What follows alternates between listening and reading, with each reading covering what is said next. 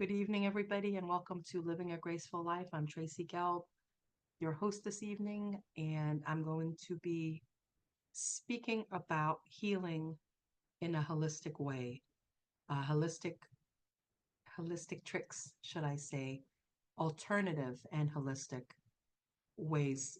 And I guess they're all kind of the same when you think of alternative and holistic and, more on the natural side. I want to preface this show with saying, I never ever want not trying to tell anybody in any way not to take medication or not to go with what's comfortable for them. I'm only going to share my story of how I healed, how I am healing my trauma in a holistic fashion. Backstory: I have had quite a large amount of trauma in my life, starting at a very young age. A lot of changes, a lot of moves, and a lack of stability starting at a young age, which turned into many substance abuses as a teenager, young teenager, and then all through most of my adult life until 10 years ago. Some of them, the main ones, stopped or started to stop or stopped and picked up, a few along the way. But what I actually was listening to something today, a video, and it was talking about how our childhood defines our adulthood unless we learn how to deal with it and learn how to find modalities of healing, whatever they are. And I know this from personal experience. When I suffered the traumas that I did, I was too young to cope with them and to understand, and for my brain to really truly understand what was happening. And as I grew, in age, I didn't have the skills and the coping skills or the maturity to do what I probably should have done, which was go and get help or go and talk to somebody. So my self soothing was large amounts of alcohol, drugs, all kinds of men in my life, many, many men, um, abusive, terrible men, traumatic men. And when I say many, many, it wasn't that many, but it just seemed like a lot because I wouldn't stay in a stable relationship, and the ones that I was with on and off were so terrible. And I really self-soothed throughout my entire adult life. I really, really did. And 10 years ago, I had a very big situation happen where my business was shut down in a completely traumatic way that I was not expecting. And it crippled me emotionally, spiritually, financially. And then I went on a path where a year later, my one of my best friends passed away from cirrhosis of the liver at 41. And all of this on top of all the traumas growing up, I was not in a good place. So I had picked up quite a good, pretty hardcore drug habit. I say hardcore, but I mean, I was a really functioning cocaine user where I owned a successful business, and I, had good friends and went and had fun together, but it was always around that. I had been bulimic for quite some time, and the bulimia had really ramped up at that point to the point where it was doing the opposite. My body was starving for food and nutrients, so it was making me very heavy. And all of these things were going on at a particular point in my life when the 7 years ago, the biggest, most unimaginable trauma happened, and we lost my sister unexpectedly. And it was just almost like the icing on the cake. I was, so many layers of trauma, so much substance abuse, so many things, so many bad relationships, so many people that I allowed in my life that were so toxic. I think about now with my business, I used to give away free things, give money to my employees, loan money, and I say loan because I wasn't getting it back. Anything to please people. My disease to please was out of control, and it all led to a very empty life, looking for purpose or wanting. I think about when I was in my worst stages. I used to watch something called The Secret, and it would talk about manifesting your dreams, manifesting what you truly want in this life. And I wanted a family. I wanted children. I wanted to quit all the nonsense and the substance abuses and to heal. I wanted to heal. I manifested to heal. I manifested a child. I manifested all of these things, but I wasn't really doing it. I was still going to the places I was going and working in the environment and having the substance abuses. So I never did the work. I never put in the work. I just wanted to close my eyes and wish upon a star and have everything magically happen. But I can tell you from personal experience, it doesn't work that way. It just doesn't. And I was going to say that I wish it did, but I don't wish it did because that doesn't make us strong. That doesn't make us have empathy and caring and concern and love and put ourselves in someone else's shoes. Because when we have trauma and tragedy, we really get it. We really get it. And if we don't, we will. We will at some point. Or I hope that in a way we get that aha moment or that trigger, whatever it is, to say, I don't want to continue on this path. It is going to really, really, really affect my life.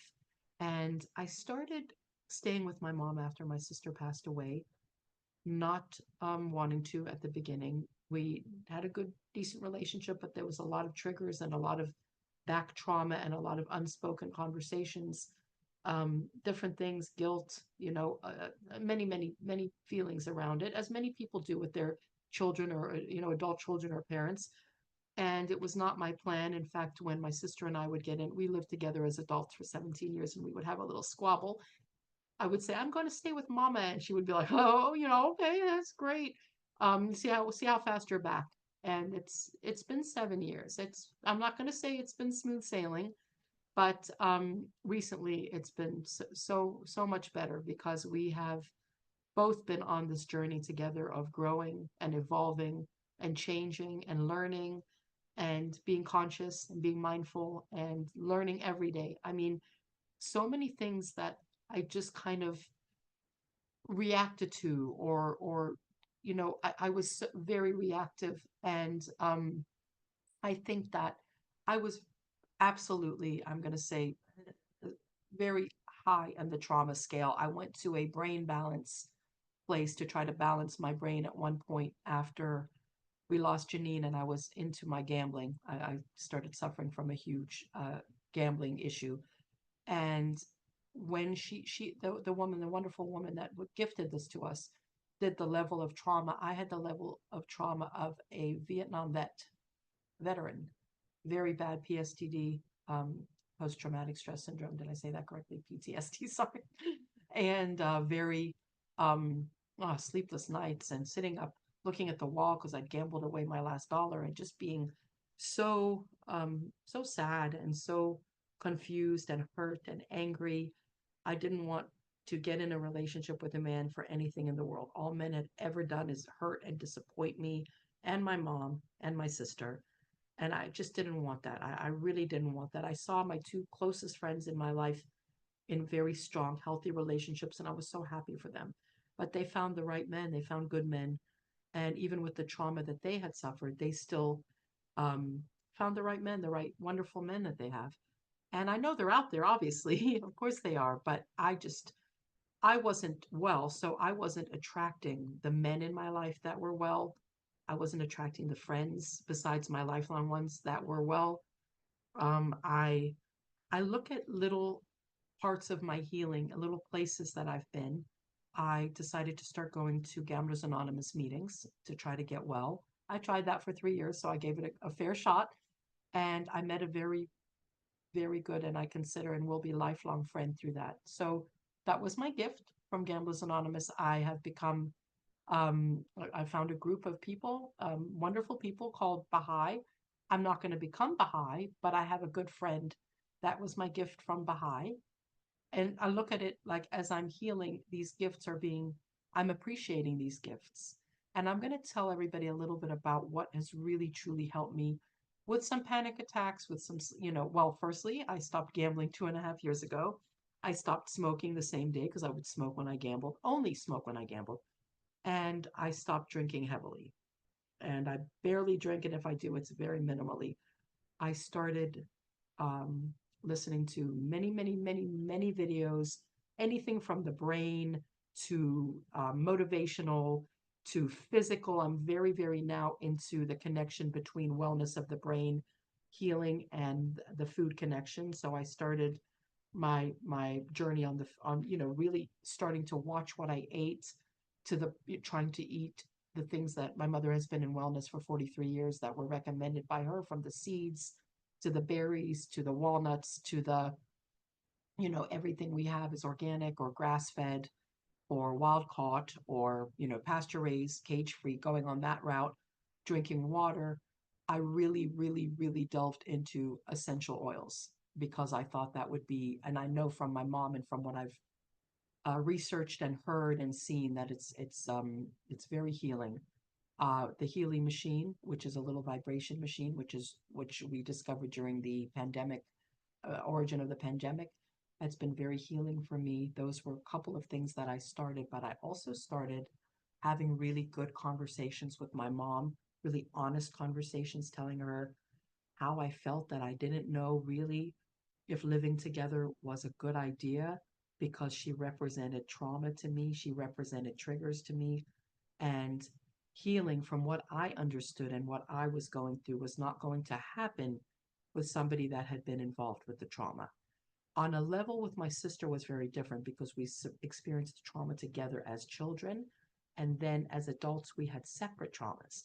But I just wasn't sure if this was going to be something that I could do. And there are times still now, with everything, and as much as she's changing and as much as we are doing everything we can, because it's so important for us to heal together, and we are, there's still times that we both revert.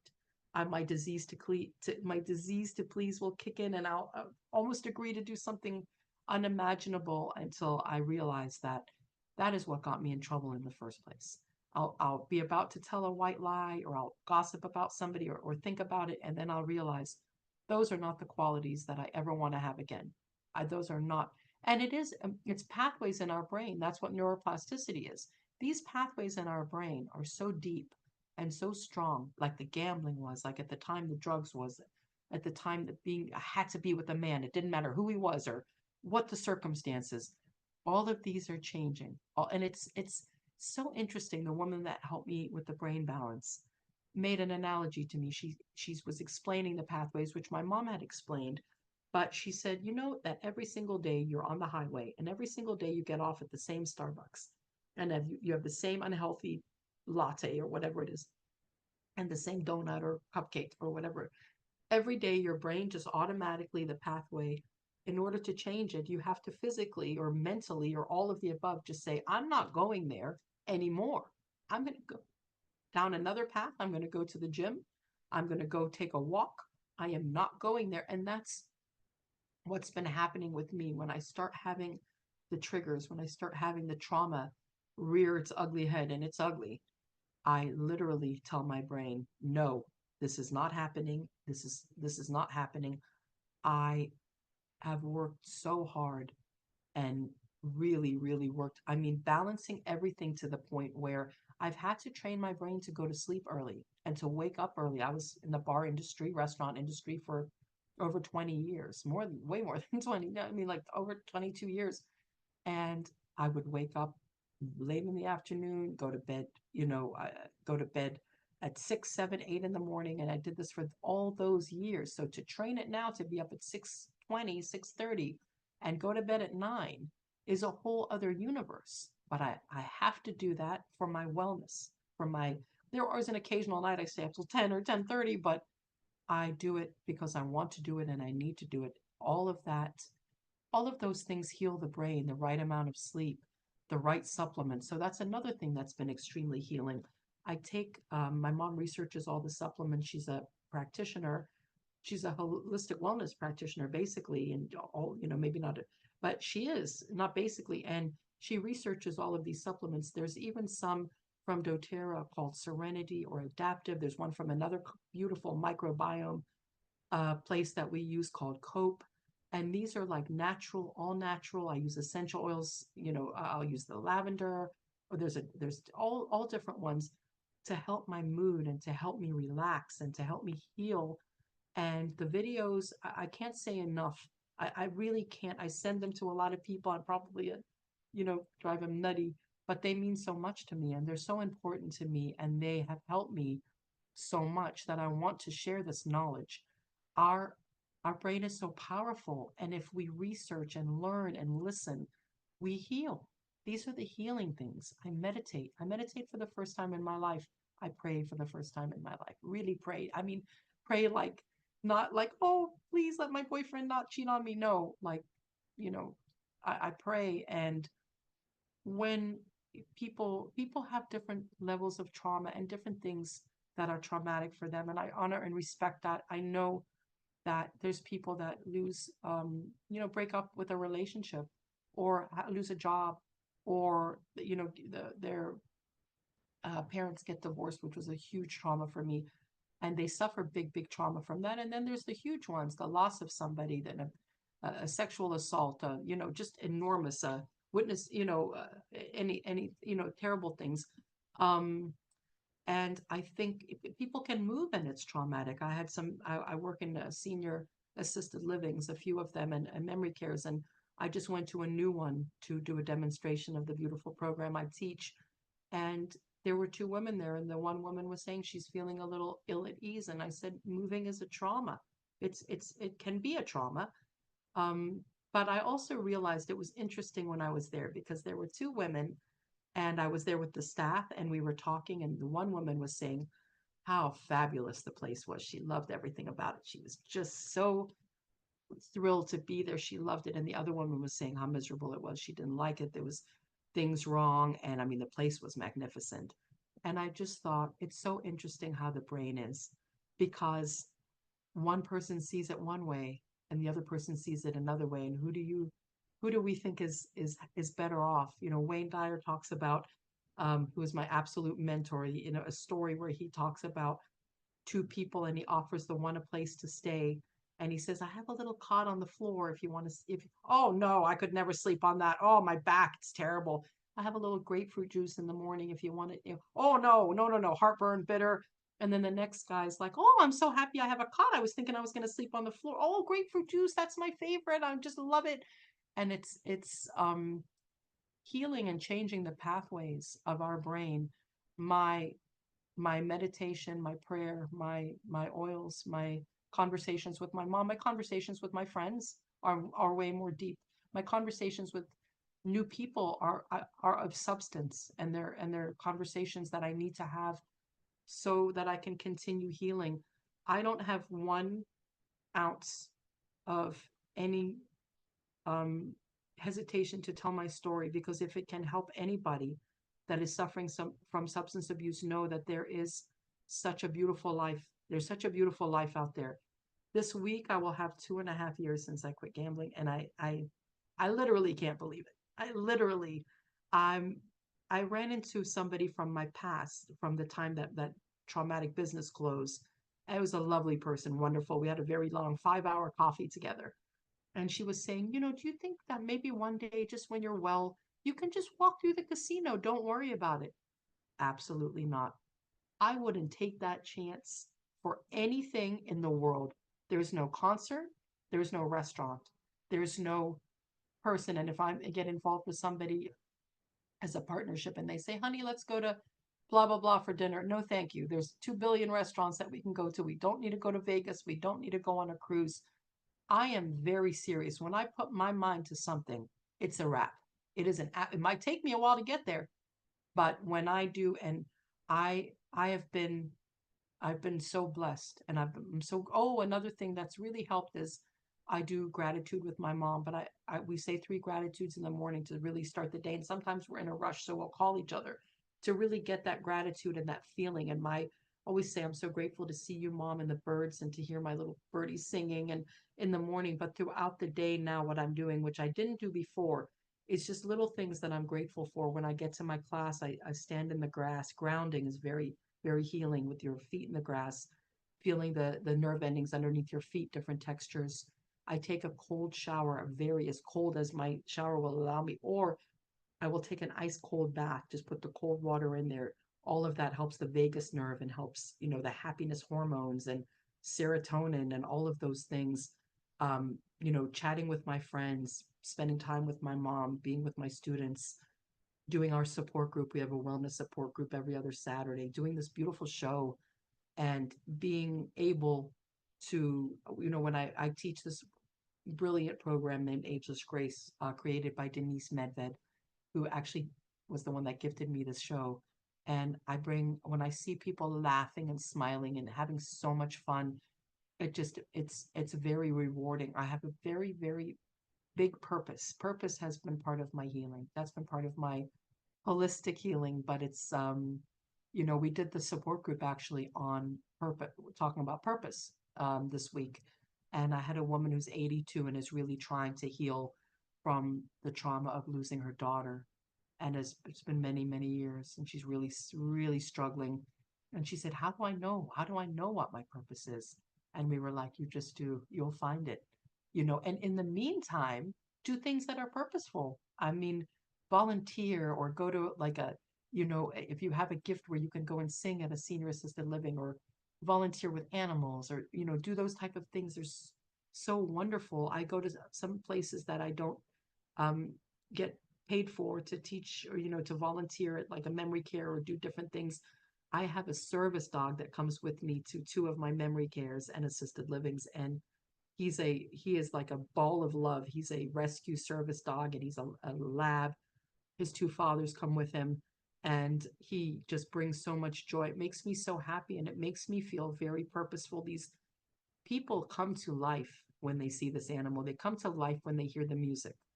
And these are things, there's so many little things that we can do and find our purpose along the way, or that be our purpose. In the blue zones, they talk about your family being your purpose, your grandchildren, your children, your spouse, taking care of them, cooking for them, going to the grocery store, doing errands, cleaning the house. These are all purposeful things.